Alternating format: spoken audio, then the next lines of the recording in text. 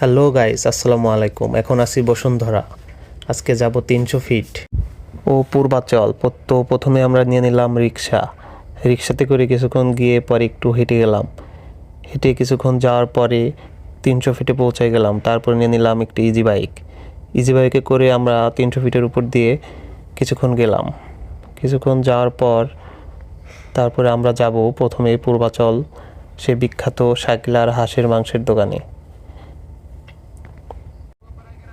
অবশেষে আমরা পৌঁছে গেলাম সেই বিখ্যাত শাকিলার হাঁসের মাংসের দোকানে। হাঁসের মাংসের দোকানের ঠিক পাশেই রয়েছে মেলা, আমরা সেই মেলাতেও ঘুরতে যাব।